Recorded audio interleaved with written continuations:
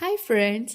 So ನಾನಿವತ್ತು ನಿಮಗೆ 3 in 1 chat ತೋರಿಸ್ತಾ ಇದ್ದೀನಿ. ಒಂದೇ ಮಸಾಲದ್ರಲ್ಲಿ 3 ಥರ ಚಾಟ್ಸ್ನ ಪ್ರಿಪೇರ್ ಮಾಡ್ಕೋಬೋದು. ಫಸ್ಟು ನಾನು ಬಟಾಣಿನ ಚೆನ್ನಾಗಿ ಬೇಯಿಸ್ಕೊಂಡಿದ್ದೀನಿ. ಬೇಯಿಸಿದಾದ್ಮೇಲೆ ಎಲ್ಲ ಮಸಾಲಾಸು ಆ್ಯಡ್ ಮಾಡ್ಕೋಬೇಕು.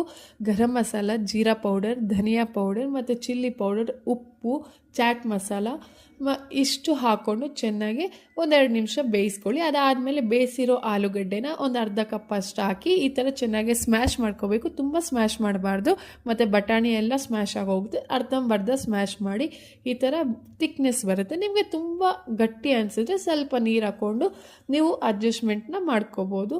ತುಂಬ ಟೇಸ್ಟಿ ಇರುತ್ತೆ. ಮತ್ತು ಈ ಥರ ಕುದ್ದಿದ ಆದಮೇಲೆ ಸ್ವಲ್ಪ ಕೊತ್ತಂಬರಿ ಸೊಪ್ಪು, 1 ಸ್ಪೂನಷ್ಟು ಲೆಮನ್ ಮತ್ತು ಸ್ವಲ್ಪ ಬಟರ್ ಮತ್ತು ಲಾಸ್ಟಲ್ಲಿ ಕಸ್ತೂರಿ ಮೆಥಿ ಹಾಕಿದ್ರೆ ಈ ಮಸಾಲ ರೆಡಿ ಆಗೋಗುತ್ತೆ. ಇದೇ ಮಸಾಲೆಗೆ ನಾವು ಪಾನಿಪೂರಿ ಮತ್ತು ದಹಿ ಪೂರಿ